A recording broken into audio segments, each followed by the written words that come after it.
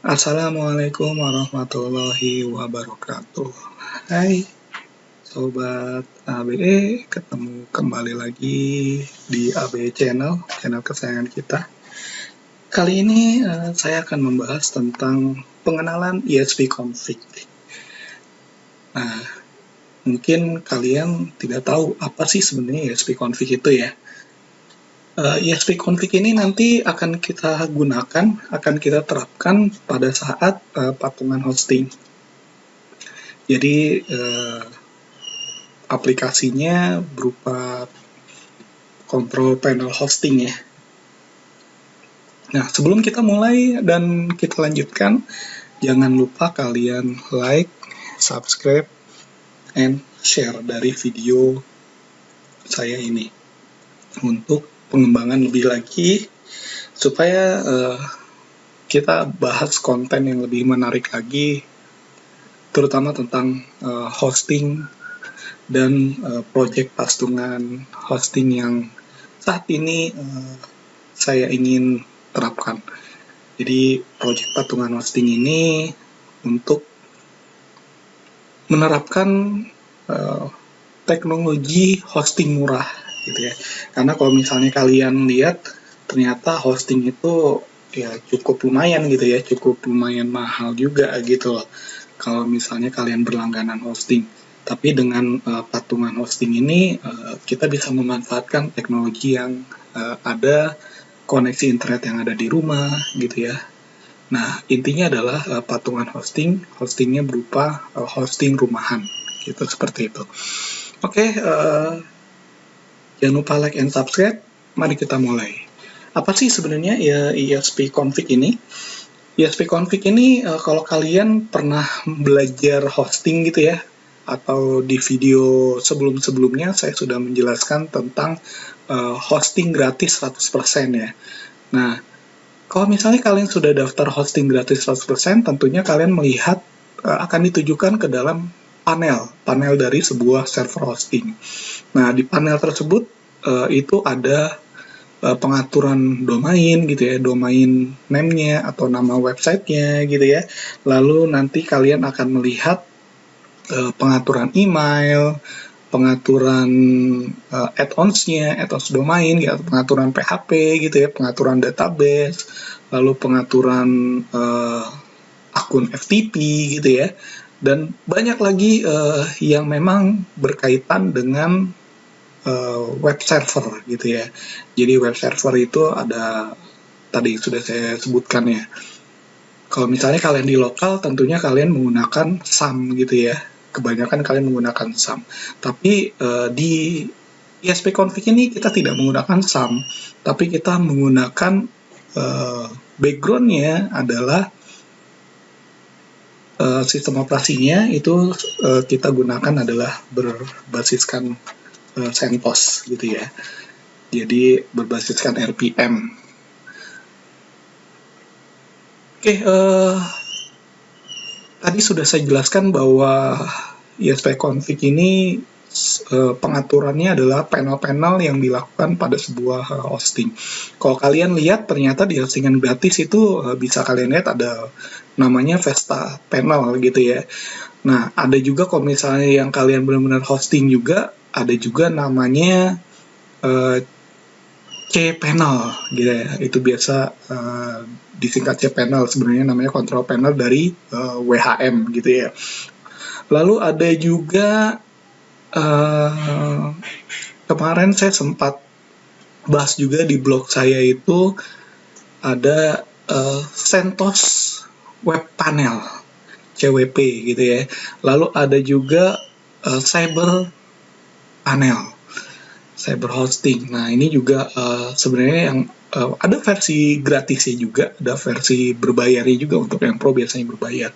Tapi untuk ESP-config ini pengaturan yang lainnya semuanya harusnya gratis gitu ya. Kecuali kalau untuk pengaturan billing dan sebagainya itu memang ada add-onsnya lagi yang memang harus berbayar. Tapi secara at least, secara keseluruhan ya ini bisa kita terapkan karena dulu juga saya sempat menggunakan ESP-config juga waktu masih versi 3.0 ya. Kira-kira 4 tahun yang lalu. 4 sampai dengan 5 tahun yang lalu itu saya pernah mencoba menggunakan ESP-config ini, dan ya lumayan hasilnya gitu ya, tidak ada error, walaupun ada tapi tidak terlalu banyak. Oke, kita akan masuk dari webnya. Saya sudah menginstal ESP-config, kita akan langsung masuk ke prakteknya. Saya sudah menginstal ESP-config di lokal komputer saya. Lalu kita akan lihat apa aja sih yang ada di ESP-config ini.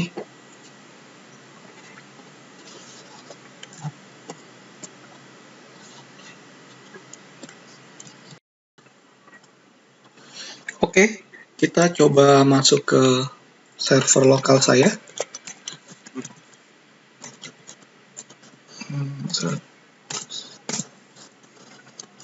Oke, ketika kalian ingin masuk ke dalam panel ESP-config, kalian harus menentukan portnya terlebih dahulu. Jadi mungkin nanti tutorial selanjutnya kita akan buat tentang cara penginstalan dari ESP-config gitu ya. Tapi ini saat ini saya membuat kontennya tentang feature-feature apa saja sih yang ada di ESP-config gitu ya. Oke, ini ada tampilan loginnya gitu ya. Nah, biasanya di ESP-config itu standarnya port yang digunakan adalah 8080 gitu ya. Tapi di sini saya merubah. Jadi ketika pada saat proses instalasinya, biar lebih enak saya rubah gitu ya, biar lebih enak. Oke, di sini saya menggunakan port 8000. Oke. Standarnya di sini adalah username-nya itu admin gitu ya.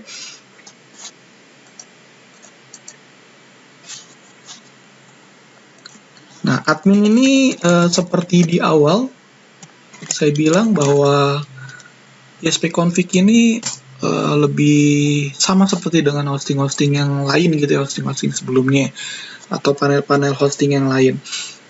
Nah, di ESP-config ini terdiri dari 3 kriteria gitu ya.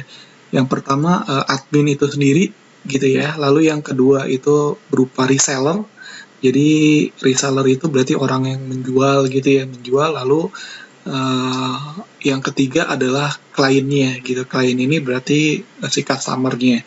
Nah, ini dari proses 3 ini yang paling penting adalah nanti kita akan lihat di bagian kliennya. Nah, ini adalah tampilan halaman adminnya dari ESP-config, di mana kalian bisa lihat tadi saya bilang ada klien, ada site ini berarti websitenya gitu ya, lalu ada email gitu ya, lalu ada DNS, domain name system, ada monitoring dari servernya gitu ya, lalu ada toolsnya. Nah, oke, kita lihat di sini di klien sendiri, kita akan lihat ini saya coba menambahkan dengan nama saya gitu ya, lalu kita lihat di dalam modul klien ini ada resellers juga. Ini misalnya kita lihat di resellernya, di sini ada, nanti ini ada kumpulan dari reseller semua. Jadi nanti yang ikut patungan hosting, saya akan coba membuka kalian itu di bagian reseller gitu ya. Jadi nanti di bagian reseller, lalu kalian nanti akan create membuat kliennya. Jadi ini pembelajarannya nanti. Jadi kalian buat, saya akan create di reseller, lalu kalian nanti akan buat kliennya seperti itu. Lalu di sini ada messaging. Message ini berarti kita bisa kirim ke all clients gitu ya. Jadi all clients ini artinya dari si kliennya. Kita mau kirimnya kemana nih gitu loh. Jadi nanti kita akan kirim ke emailnya siapa gitu ya. Jadi yang ada di klien dan di reseller ini. Nah, ini kalau di admin tampilannya seperti itu ya. Ini ada limit template, email template, dan seterusnya. Ini nanti bisa kalian setting sebenarnya. Lalu ada sites-nya di sini, ada website, ada subdomain. Jadi nanti saya akan buat tersendiri gitu ya, konten tersendiri tentang domain gitu ya. Jadi bagaimana cara create domain tersebut. Mulai dari misalnya kenapa sih ada com itu buat apa sih gitu ya, kenapa ada .id, .go.id, fungsinya GoID buat apa sih gitu ya. Ada co-ID gitu ya. Nah, itu nanti kita akan coba bahas. Lalu di sini ada database-nya, ini database yang digunakan gitu ya. Lalu kalian bisa lihat di sini ada web access gitu, ada FTP account, ada web dev gitu ya, protect folder, ini kalau misal foldernya mau diprotect gitu ya, ada protect folder users dan seterusnya. Nah, ini traffic gitu kan, nih web trafficnya ini kita bisa lihat. Web trafficnya, oh ini karena di sini baru saya dua yang ada di server sini ya, nanti kalian akan bisa lihat gitu loh. Ini karena admin, jadi saya bisa melihat secara keseluruhan gitu kan. Oh, ini ternyata this month 252 MB gitu kan. Nah, ini bisa kalian lihat dari trafficnya. Lalu ada FTP traffic, lalu ada database kuota gitu ya. Nah, ini nanti kita akan lihat, kita akan bisa batasi di sini. Oke, kita cek di emailnya di sini. Email ini berarti nanti kalian bisa memasukkan gitu ya. Emailnya servernya tentunya di lokalnya sini, kliennya siapa gitu ya. Nanti kita akan lihat. Tentunya yang membuat email ini saya sarankan bukan di bagian resellers, tapi nanti akan di bagian clients-nya gitu ya. Ini ada email alias, email forwarding gitu ya. Nah, ini nanti kita akan bahas gitu ya. Apa sih email itu, konten emailnya seperti apa sih gitu ya. Itu nanti saya akan bahas di segmen tertentu gitu ya. Segmen tertentu di konten yang lainnya lagi nanti. Ada whitelist email, ada blacklist email, ada user domain, dan seterusnya. Nah, ini kira-kira ini adalah bentuk dari email. Lalu DNS-nya, ini domain name system, nanti ada zones-nya kita main. Nah, di sini di ESP config ini menggunakan bin nanti. Jadi bin, dan enak ya dengan template seperti ini, kita tinggal add saja gitu, add new domains dan bla bla bla, kita masukin, nanti akan otomatis akan jadi gitu loh, akan langsung masuk ke DNS. Lalu ada monitor ini tadi seperti yang saya bilang bahwa ini adalah kumpulan dari status-statusnya, status di servernya gitu ya. Tentunya ini hanya akan ada di admin. Kayak di sini saya menggunakan ESP config versi 3.1.15 perbaikan ketiga atau patch 3. Oke, ini ada help ini bantuan gitu ya. Kalau misalnya kalian mau message itu bisa gitu loh. Send message misalnya di sini itu akan bisa terlihat nanti. Oke, lalu ada toolsnya. Ini password gitu ya. Passwordnya kalau kalian mau ganti password, dan language-nya. Nah, language-nya di sini banyak gitu, termasuk Indonesia ada gitu ya. Nanti kita akan lihat di saya settingnya nanti ada di bahasa Indonesia gitu ya, biar kalian lebih mudah. Ini sistem, ini manajemen config-nya di sini. Ini ada main config-nya gitu ya. Lalu di sini ada server service dan seterusnya gitu, ada sistem, remote users. Nah, seterusnya ini nanti kalau ada waktunya kita akan bahas fungsi-fungsinya dari ini semua masing-masing per kontennya. Oke, kita masuk ke reseller gitu ya, reseller.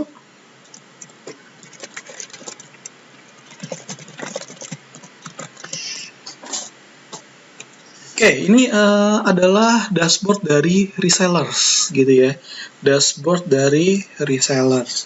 Nah, ini kalian bisa lihat yang berbeda tadi dari sistem gitu ya, sistem itu nggak ada gitu ya, ini juga nggak ada gitu kan. Nah, ini kalian bisa lihat di sini. Nah, ini tampilannya, oh ternyata jumlahnya karena ini memang tidak saya batasi gitu ya. Jumlah kliennya di sini 1.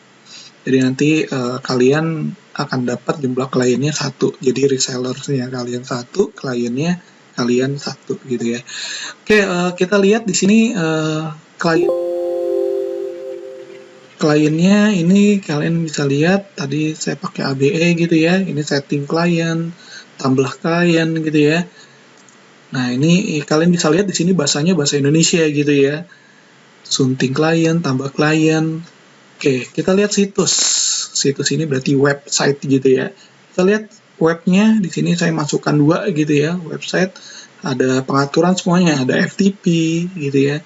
Nah, ini app installer, ini package-package yang ada. Kalau misalnya kalian lihat di domain kalian atau di hosting yang memang berbayar atau hosting yang memang gratisan, dia ada di sana soft Carolus gitu ya, soft Carolus. Nah, ini adalah penginstalan package dari aplikasi-aplikasi CMS gitu ya, misalnya seperti WordPress, Joomla gitu ya. Nah, itu bisa langsung kalian sekali klik dia bahkan bisa langsung install. Tapi di sini karena fungsinya saya adalah untuk pembelajaran, maka saya tidak akan melakukan penginstalan secara otomatis gitu ya. Jadi kita akan menginstal WordPress misalnya secara manual. Jadi kalau misalnya kalian ingin menginstal WordPress, kalian bisa lihat nanti di video saya sebelumnya cara penginstalan website WordPress gitu ya, menggunakan WordPress. Oke, di sini juga tetap ada traffic web, gitu ya. Lalu ada website kuota atau hard disk, database kuota dan seterusnya. Nah, di sini ada email gitu ya, email sama seperti yang tadi sudah saya jelaskan, ada DNS, domain name system. Nah, ini nanti kalian bisa tambahkan di sini nanti domain kalian gitu ya. Jadi nanti akan ada record gitu ya. Lalu nanti akan ada Cname gitu kan, ada MX record gitu kan. Nah, ini nanti bisa kalian itu. Oke. Kakak sini pergantian sandi gitu ya, password gitu ya. Atau ini kalian bisa ganti bahasanya, bisa pakai bahasa Paris gitu ya. Bahasa apapun lengkap, enak. Oke, ini kita logout dulu. Kita akan masuk ke dalam user kliennya gitu ya.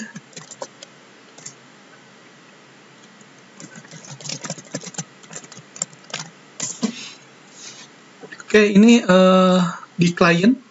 Klien, kalau misalnya kalian tadi lihat di situ ada reseller atau klien gitu ya. Nah, di sini di modul kliennya ini ya nggak ada kliennya gitu, karena ini adalah hasil akhir gitu ya, akhirnya pengguna terakhir.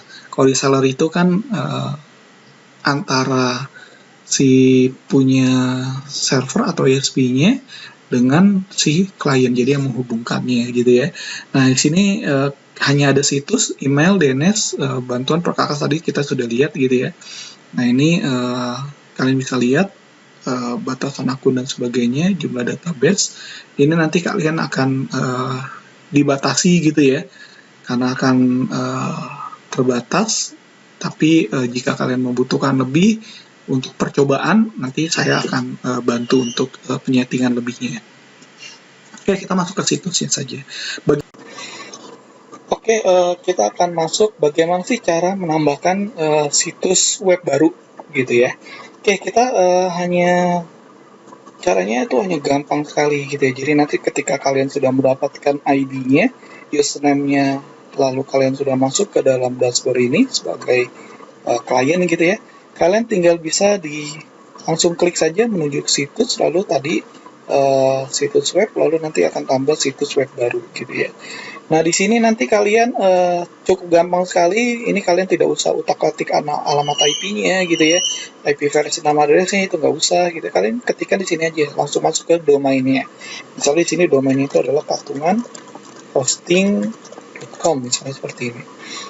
Nah, lalu kuota hard disk-nya ini kalian bisa bebas. Kalau -1 di sini artinya adalah unlimited gitu ya. Nah, subdomain otomatis ini kalian pilih saja non, karena biasanya kalau misalnya kalian melihat www http gitu ya, terus *2 backslash 2 kali lalu www gitu ya, misalnya abe.me.id. Nah, itu kan zaman dulu banget gitu ya, pakai depannya itu www gitu ya. Tapi kalau sekarang udah nggak zamannya pakai www gitu ya. Jadi kayak www aja, kayak main-mainan gitu ya. Nah, ini biasanya subdomain otomatis .www-nya ini kita hilangkan gitu ya. Jadi di sini saya pakainya PHP, bukan PHP, sorry. Ini adalah non pilihannya. Lalu PHP-nya di sini kita lihat, kalian tinggal pilih saja mau pakai versi CGI, mau PHP, PHP, dan seterusnya gitu. Yang ada di sini kalian bisa coba-coba. Nah, saya tidak akan menjelaskan lebih, nanti kalian bisa mencari apa sih itu FastCGA gitu ya, lalu CGA itu apa, nah, PHP itu seperti apa, dan seterusnya. Tapi yang pasti di sini defaultnya PHP versi di sini itu adalah PHP versi 7 gitu ya.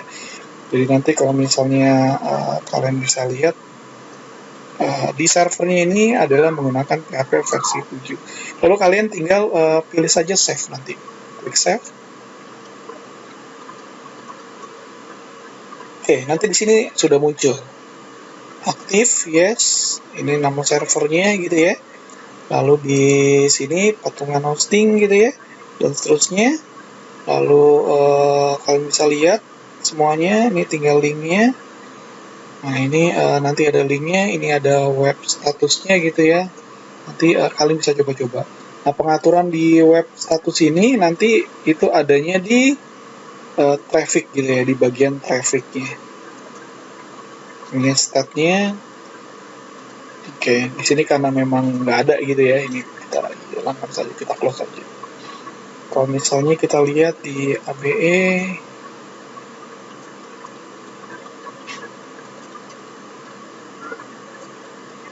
oke. Nanti kalian bisa otak-atik identification-nya, nanti kalian harus isi dulu. Kalau misalnya itu nggak akan bisa lihat stats-nya ini. Jadinya unauthorized gitu ya, karena memang private gitu kan. Nah ini traffic webnya kalian bisa lihat di sini nanti. Jadi domainnya kalian tinggal pilih. Domainnya. Nah ini, sorry bukan di situ, tapi di FTP traffic.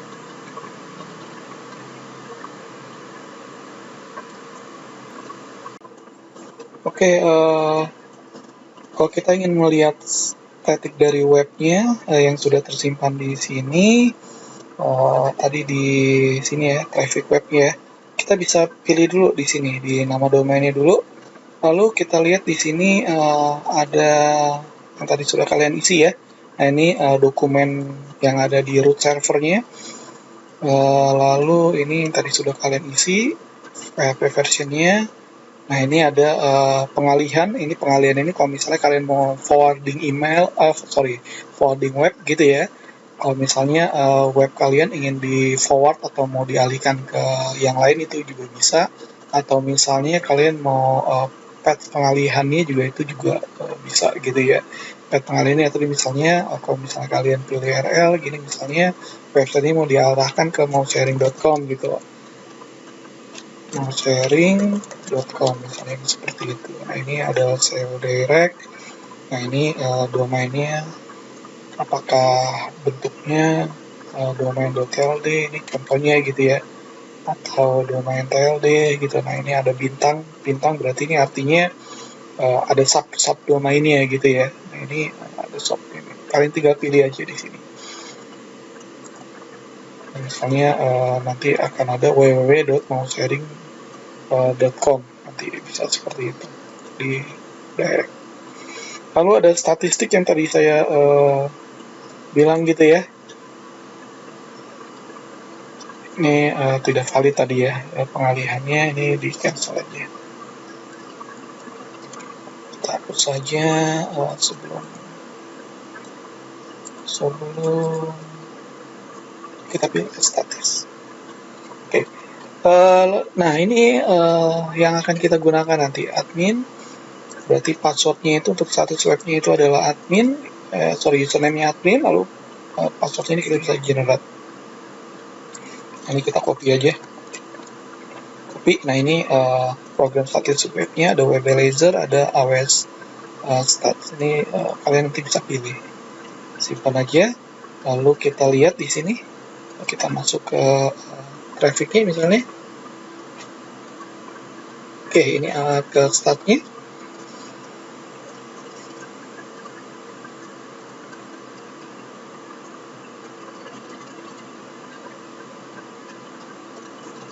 Oke, harusnya tadi masuk ke username dan password ya.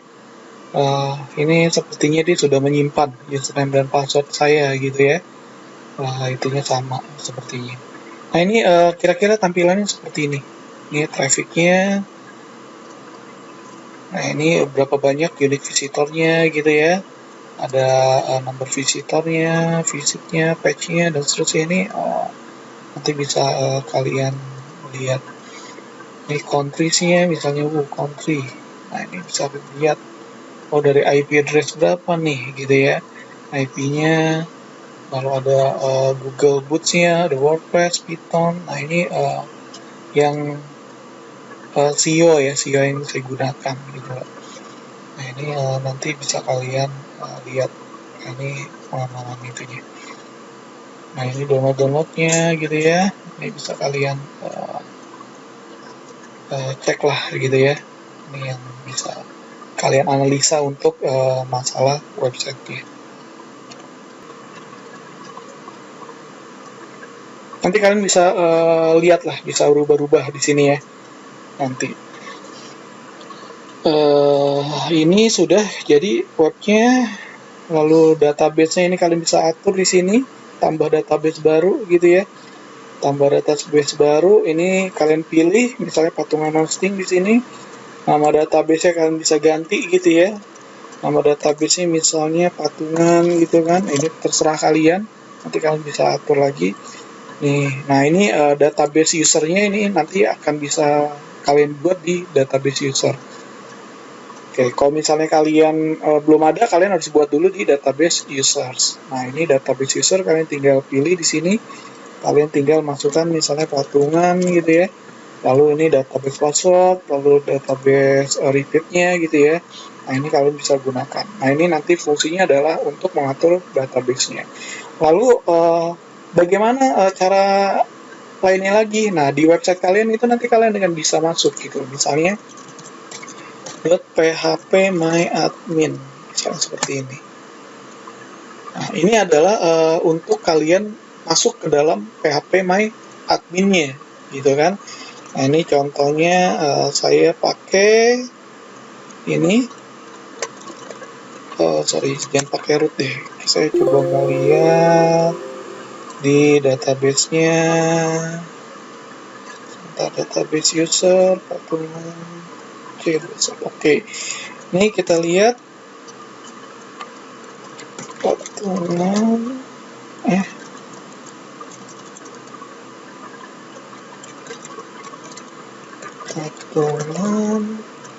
C2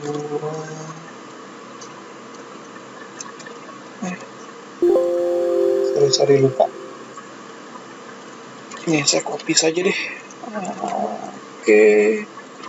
Misalnya ini saya pakai ini.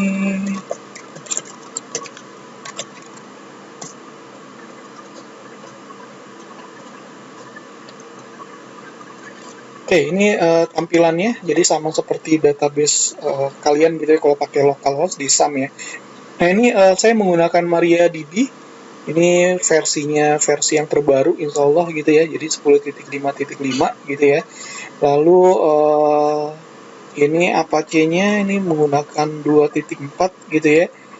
Jadi PHP versionnya ini kalian bisa lihat di sini gitu ya. Ini PHP-nya menggunakan 7.2.3 gitu ya. Kalau kalian pakai mode Python ini pakainya 3.5, Pythonnya itu menggunakan 2.7.5 gitu ya. Nah ini yang biasa digunakan. Nah ini PHP extensionnya ini MySQL, PHP versionnya ini. Nah ini database yang nanti akan kita gunakan di patungan hosting. Oke. Setelah itu yang harus kalian lakukan adalah kalian sudah selesai lalu tinggal upload datanya gitu ya. Upload menggunakan ini. Menggunakan FTP-nya tadi. Ini pengguna FTP. Jadi nanti kalian bisa gunakan gitu ya. Penggunaan FTP, protect folder user. Nah, ini nanti kalian bisa pakai. Lalu yang terakhir ini adalah email. Email di sini kalian bisa create, tambahkan domain misalnya. Domain email misalnya kalian tinggal pilih di sini domainnya tadi ketikan abe.me.id. Ini filternya apa? Nah ini filternya biasanya saya normal gitu ya. Nah ini normal, ada permissive, trigger happy, unsensor, dan seterusnya. Tapi biasanya saya menggunakan spam filternya adalah normal. Oke, ini kita simpan di sini. Nah, ini kita sudah masuk di sini, ada domainnya ab.me.id. Lalu kita lihat tadi domain, lalu mailbox email. Nah, ini kita tinggal tambahkan mailbox baru saja. Nama lengkap. Di sini nanti kalian kalau banyak di sini ada muncul beberapa domain gitu ya. Nah, ini misalnya nama lengkapnya misalnya ABE. Emailnya abe@abe.me.id misalnya. Ini generate ya, ini kalau kalian mau tulis juga boleh gitu ya, itu terserah kalian. Nah, ini kalau mau CC kirim salinan atau itu kalian bisa lihat. Nah, ini tipe spam filternya ya, bisa kalian lihat di sini. Nah, ini disable SMTP sending, ini buat itu ya, buat kalau misal kalian pakai Outlook atau pakai third part lainnya gitu ya, pakai Thunderbird gitu ya. Nah, ini bisa di disable kalau memang tidak mau digunakan. IMAP, Poply, dan seterusnya gitu ya. Nah, ini tinggal kalau nggak mau menerima ya udah, berarti ini nggak usah di checklist gitu, berarti ini fungsinya hanya sebagai untuk pengirimannya saja gitu ya. Ini kita simpan di sini. Lalu pertanyaannya kalau misalnya ini seperti apa gitu ya. Pertanyaan kalau misalnya kita lupa password bagaimana? Ini kita masuk aja ke sini. Kita klik aja di sininya, lalu misalnya kita ganti di sini, misalnya ABE 1234567 misalnya. Ini ABE 1234567. Oke, misalnya kita simpan di sini. Oke, lalu kita emailnya bagaimana? Emailnya kita masukkan website kalian misalnya. Ini kalian ketikkan webmail. Jadi belakangnya adalah webmail. Nah, nanti kalian akan diarahkan ke Roncuk sini, lalu nanti kalian masukkan abe@abe.me.id, lalu kalian masukkan tadi ABE 12345.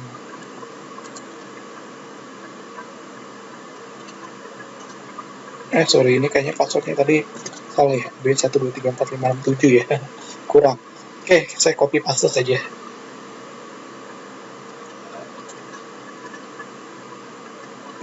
Tidak bisa. Tadi ABE 1234567 juga.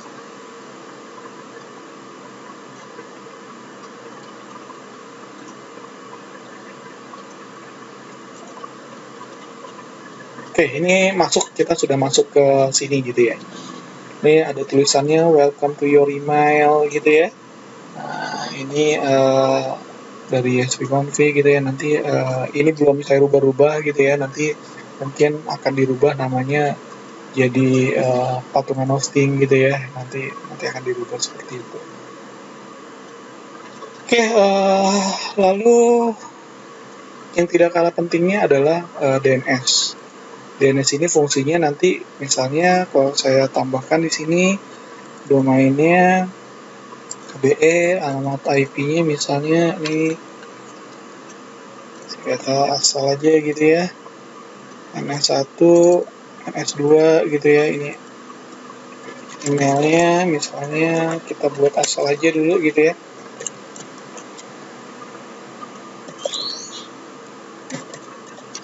Oke, misalnya ini time zone ini kita nggak usah, kita abaikan saja ini buat record DNS. Oke, nah setelah di create, nah bagaimana caranya? Nah ini kita akan masuk nih, ada recordnya di sini. Nah ini adalah record DNS-nya, gitu ya. Jadi secara otomatis dia akan tercreate sendiri. Oh, www-nya itu dia mengarahnya ke IP address mana. Jadi itu ada name, ada AAAA gitu ya. Ini biasanya buat IP versi 6 nih, pakainya 4A gitu ya. Ini A-nya, ini aliasnya. Aliasnya itu artinya misalnya kalau kalian menunjukkan ke website apa gitu ya, nanti aliasnya apa gitu. Misalnya contohnya ns1.me.id, lalu aliasnya itu misalnya ke server yang lain gitu loh, atau ke domain yang lain, itu bisa seperti itu. Sama seperti forwarding itu juga bisa dipakai alias. Dan CNAME juga sama, CNAME itu mirip seperti alias juga gitu ya. Nah ini hostnya, nama host target gitu ya. Nah ini bisa kalian pakai di alias juga gitu ya. Ini tadi saya bilang alias gitu ya. Ini coba saya kembali, ini recordnya. Nah ini ada CNAME, DS, DMARC, Infolog, dan seterusnya. Nah yang biasa digunakan itu adalah A-Record, MX Record, lalu di sini MS ini buat name server gitu ya. Lalu biasanya CNAME, lalu ada TXT biasanya di sini kalau kalian mau verifikasi. Lalu ada SPF juga nanti di sini. SPF ini biasanya nanti untuk email gitu ya, hubungannya ke email. Nah ini nanti seperti itu. Oke, sampai di sini saya rasa sih cukup. Untuk lebih lanjutnya nanti kita akan berbicara tentang DNS gitu ya, domain name system. Apa sih DNS itu gitu ya, bagaimana cara pengelolaannya, lalu bagaimana kita menambahkan subdomainnya gitu kan. Nah itu nanti kita akan atur gitu ya di sini gitu. Oke, jika kalian ada pertanyaan, kalian bisa menghubungi saya di kolom komentar di bawah. Jangan lupa like and subscribe jika kalian memang menyukai artikel konten ini. Memang ini saya buat dadakan gitu ya. Jadi artikel ini memang dibuat dadakan, tidak melalui pengeditan yang berlebihan gitu ya. Jadi memang apa yang saya sampaikan ini yang memang langsung keluar dari mulut saya gitu ya. Jika memang ada kesalahan, mungkin bisa dibantu untuk memperbaikinya. Correct me if I wrong gitu ya. Oke, saya tutup. Jangan lupa like and subscribe. Sebarkan ke yang lainnya jika ini memang membawa keberkahan buat kalian. Jangan lupa yang ingin ikut patungan hosting, silakan menghubungi saya kembali. Assalamualaikum warahmatullahi wabarakatuh.